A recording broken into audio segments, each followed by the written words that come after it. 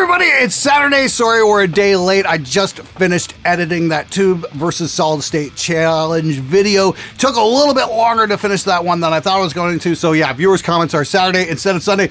All right, yeah, my apologies, fucking crucify me, whatever. Anyway, let's get to your comments and questions right now. I don't get the problem people have with the AxeFx. I might be dumb, but people I see use it get great tones, anything from clean to dirty, and they seem to be happy with the tool. Just listen to Devin Townsend praise it a lot during his most recent rundown for his current tour. And yeah, his sound is fantastic. Be it live in the studio, so what's the problem with it? Is it too expensive? And yeah, his sound is fantastic. Be it live in the studio, so what's the problem with it? Is it too expensive for what it does? I don't have a problem with the sound of the AxeFx. They've come into the studio, they sound great. That's not the issue. And as for Devin Townsend, yeah, he definitely praises it. I remember having dinner with him at 70,000 Tons of Metal there a couple of years ago, and he was speaking quite highly of it, and he promised he was going to give me his preset. Of course, I've still got to call him out on that one. So hey, Devin, let me borrow an AxeFx. I want to check out your preset sometime, pal. The problem with the AxeFx isn't the sound. It's the price of admission. Even the cheap one's going to cost you $1,100 US. And when you take into account that the new Tonex pedals are going to cost $399, and that includes the entire software suite, that's an unbeatable deal. So if I was like the head of AxeFx, I'd be fucking terrified about what's coming out right now, because the new neural network based AI learning systems are doing a magnificent job. Tonex blew me away with the amp captures I did of what I've got back here, so much so that I'm going to be moving a bunch of my tube amps out of the studio and into storage just so I can free up more room to shoot in here. I'm going to be doing a studio makeover video over the next couple months. I'm sure it's going to be quite interesting for a lot of you guys. But yeah, seriously, Tonex has impressed me that much that it's like, okay, I don't need this giant wall of tube amps here anymore. I can work without them and be absolutely fine with that. It's not saying I'm going to be selling them anytime soon, but I'm not going to need them for my day-to-day nearly as much. And this is just the tip of the iceberg. I'm like, there's an open source amp capture software out there right now that I'm going to be investigating over the next couple weeks. And that's been getting a lot of buzz. And if I was making amp sims right now, I'd be fucking terrified of that technology. It's inevitable. It's what's going to be moving forward. And as we come along, I think the days of the giant tube amps might be kind of numbered. Sure, they're going to be, you'll still see them in limited quantities, much like you see Model T Fords driving around these days. But for the most part, I think people are going to go with what's easy, because that's what humans tend to do. But here's my question to you guys. After seeing what Tonex can do, would you still pay $1,100 for an AxeFx pedal when you can get probably better results for far less? You tell me.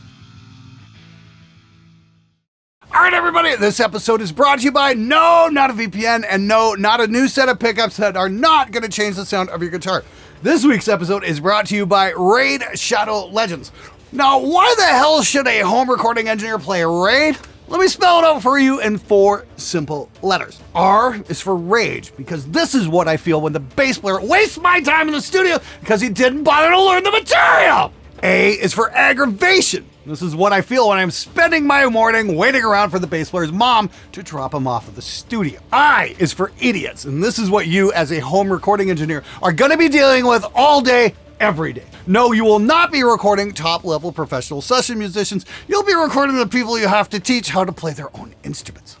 And D is for destroy, because this is what I love doing after a long day of recording these so-called musicians.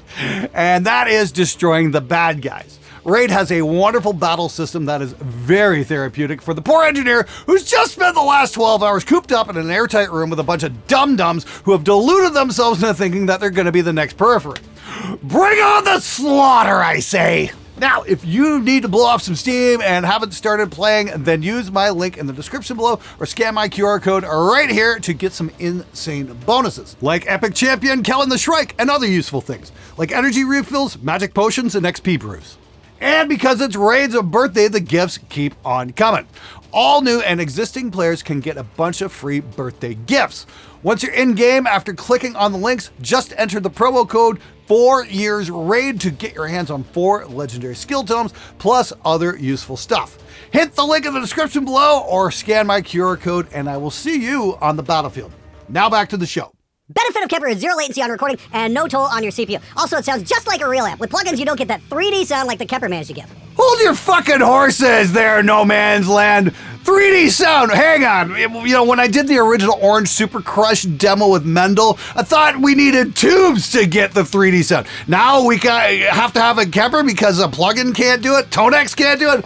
What the actual fuck? Could somebody please explain to me what that 3D sound is? I love it when guitar players throw around bullshit terminology that they don't have to actually back up. Oh, it doesn't sound 3D. What the fuck is that supposed to mean? 3D is a visual thing, you dumb motherfucker. Oh yeah, right, I forgot. Guitar players love listening with their eyes. I started watching this channel like 7 years ago, and it was one of the first things that got me into engineering. I'm a live sound guy now, and the Kemper amp has become one of my least favorite things to see placed on stage.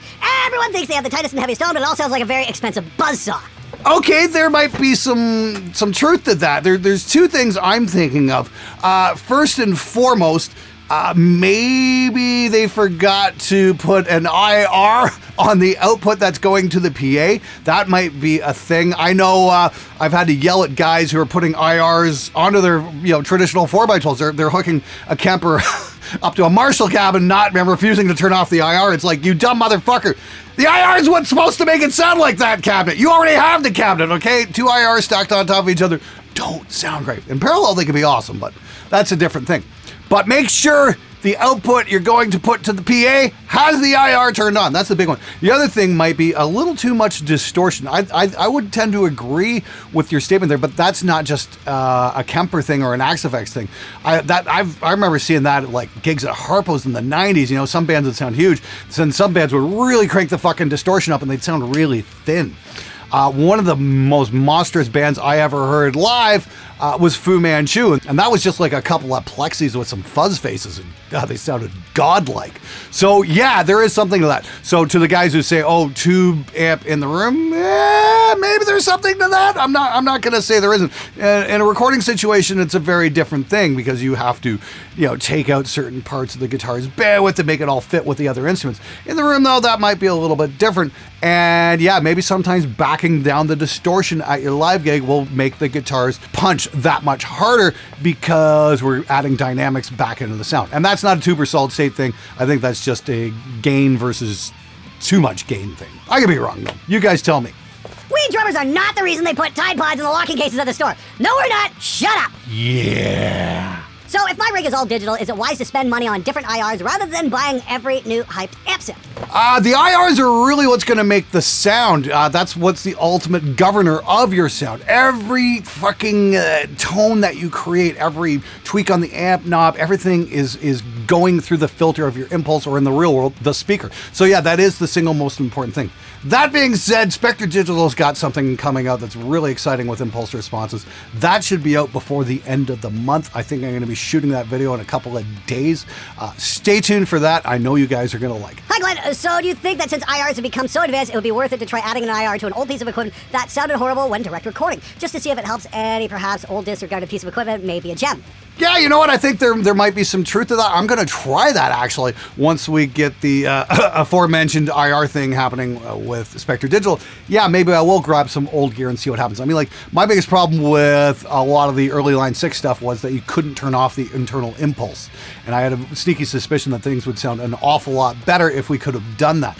A lot of the Line 6 amps wouldn't even give you the option of a speaker out. Whereas this is why I love the 6505 Plus combo, because you can hook up an external speaker and it'll sound fucking amazing as long as you've got a good speaker on that. I'm going to be doing a couple follow-up videos on that 6505 Plus, by the way. We're going to be looking at alternative speakers for it and a way how to turn it into a dedicated amp head as well. It's going to be a couple of really cool videos. Make sure you subscribe for that one. Hit the bell so you get notified when that comes out, because it's going to be a great way to get a great tone for not a whole lot of money. You don't hear it, you feel it. Just like pickups.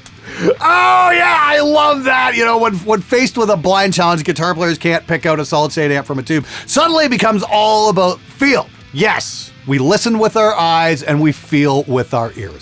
Guitar players, please don't mistake them for being intelligent people. Tubes warmer and more depth. Yep, you're absolutely right, as evidenced by everybody being able to pick out the solid state amp out of the mix against 3 full-blown tube amps. Love your analytical skills, dude. I'm really surprised that the tube versus solid state debate almost never seems to apply to bass amps. Yes, the all-tube Ampeg SVT Classic sounds great, but so do their solid state heads like the SVT7 and others. Does it matter? No. If tubes matter, why do guitar players enjoy their guitar amp plugins? It's more about justifying a purchase and, hey, look what I bought, therefore I've achieved something. more than actual sound. It's all about showing off.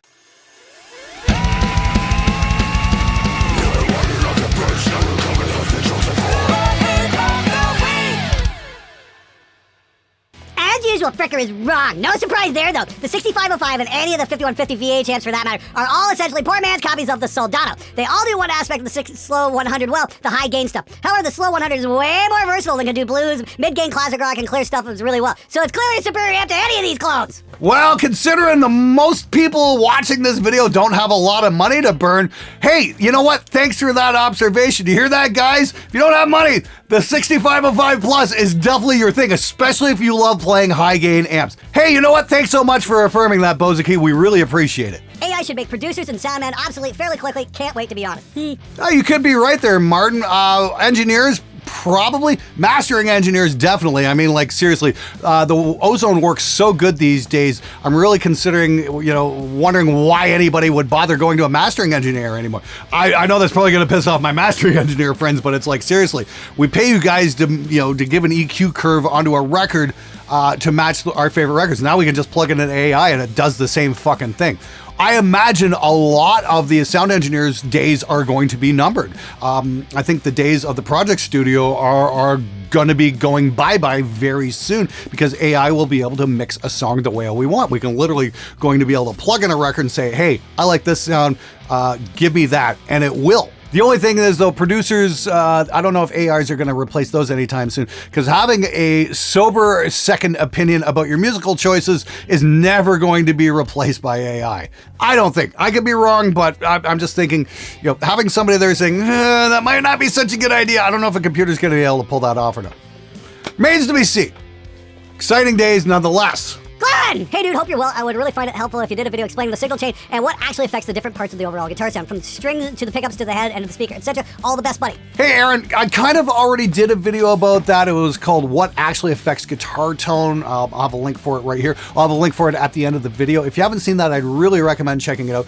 But we did a bunch of shootouts, and maybe I can follow it up now because I've done the pickup shootout, that kind of thing. Overall, though, it really came down to the single most important part in your signal chain is the speaker. The thing that nobody talks about. Enjoy your multicolored 8-string fan fret guitars. I will keep my Gibsons. Enjoy trying to keep those Gibsons in tune. I find it really funny these days when I watch a video of a famous rock guitarist talking about how each of his guitars sound so different and they had to replace the stock pickups with X, Y, or Z to get their sound. After watching this channel and the facts revealed by genuine experiments, my only criteria for buying a new guitar today are how it looks, what it plays like, and if it stays in tune. Yes, those three things should be the only factors you worry about, because going into modern amps, I mean, like, again, the speaker's going to be the main governing factor in terms of the tone. So if a guitar looks cool and plays great, that's all you need. As long as it doesn't fucking feed back from bad pickups. You have now destroyed almost all the guitar myths. I'm selling my heavy back-breaking tube amp before it becomes worthless. Thanks, Glenn. Well, I'm not going to take credit for that, man. I think Jim Lil had a major contribution in that, especially his video Where Sound Comes From in a Guitar Amp. I thought that was invaluable. His cabinet shootout video was unreal as well. I've got huge admiration for what Jim does. I'm going to keep doing my experiments because they're maybe a little bit more studio focused than guitar focused, because that's really what I'm concerned about. But all I'll say is this: Jim's done some amazing work, and if it weren't for guys like Penn and Teller doing the bullshit series, I don't know if I would have had a show, because that was a big inspiration for doing this as well. Glenn, I got dropped on my head as a baby, so naturally I grew up to be a bass player. Just want to say that I loved your test on all the magic mythical tone woods, special unicorn valves, and enchanted pickups that keep seeing musicians get very upset as tests designed to help them. You know you're dumb if a bass player thinks you're dumb. Bass player don't brain good, but we brain better than them. Anyway, lots of these tests are built around guitars. My question is about the same things affect bass. Obviously, speaker, microphones, and amps do make a big difference, but I'm in the market for something new and trying to get a great 5-string without spending way too much cash. Any ideas? All I can say is new strings. That's probably the easiest way to get a great bass tone. And something very cool is coming out from Spectre Digital in the bass world sometime this year. You guys have been hearing it an awful lot on the show. All those ripping bass tones that you guys go on and on about. How the hell are you getting that? That's what's coming from Spectre. Just please stay tuned. I can't wait to get this thing out. We're almost ready to go beta, and I'm just like fingers crossed that it's going to happen sooner rather than later. We'll see. I'm very excited to bring it to you guys, though, because I know you're going to love it. It's too bad that this channel has developed into a pandering to amateur teenage guitar players looking to have someone make them feel good about their crappy Asian guitars and Class D solid-state amps. Hope that you rediscover your self-respect and get back to talking about pro audio recording. Sounds like Keith had a few of his guitar myths busted on this channel. Sorry about that, dude. Hey, don't worry, though. Your amp is still good. The fact that you blew $2-3 grand on it is absolutely fine. That being said, yes, I do have a bunch of pro audio stuff coming up. I got a couple of really cool TubeEQs I'm going to be doing a piece on very, very soon.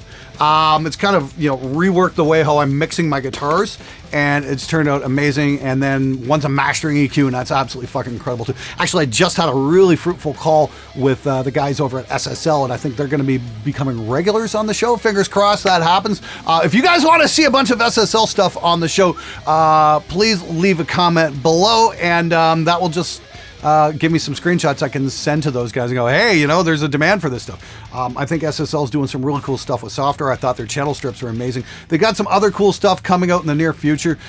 Should be really fucking cool. That's for sure. Lots of pro audio stuff coming. The only thing is it takes a little longer to make those videos than some guitar shootouts. That's why we see a lot of guitar shootouts lately, Keith. Sorry, but it's like I got to keep making content. And that's the one curse of this job is you have to keep feeding the algorithm. Hey Glenn, I'll be attending OE Art in September. You better come along and do a fucking presentation. All seriousness, I've been watching your content for as long as I can remember, and have been a huge asset in my journey. What I love most about is your honesty in the industry, and that's what I like. Thanks, Glenn. Hey Nick, thanks so much for that. I appreciate that. Good luck at OE Art. Just put some time in. You should do the work. You'll do well. That's the one thing I like OE Art. They're in London, Ontario, and they're kind of the one recording school I do recommend because they're not going to charge you up the ass to get a decent education, unlike some of the bigger, flashier American schools. And that's a great thing. If you're in the States, you can actually get a Canadian school visa, come here, and save a fortune due to the exchange rate. So if you're an American kid watching the show and you're considering a recording school, check out OE Art in London, Ontario. I'm not saying this because they're paying me. I'm saying it because I actually believe in what they're doing. All right, anyway, that's it for this episode. Thanks so much for watching the show. I'll see you guys back here on Tuesday. Got a very, very cool amp sim that sounds great right out of the box from a company called Modern Metal Songwriter. Make sure you check that out. It's going to be super cool. I'm very blown away by how good that thing sounds. And thanks again to Raid Shadow Legends for sponsoring this episode. Anyway, hope to see you guys on Monday mix reviews as well. That's let this video get funded. This is the Fearless Gear review of the Slate VSX headphones. This is going to be coming out real soon. Unsponsored. You guys made this video happen, and I'm going to give you guys the straight story. Are these things worth it? Can you mix on them or not? I'm really curious to find out. Can't wait to unbox these things. Anyway, see you guys next time.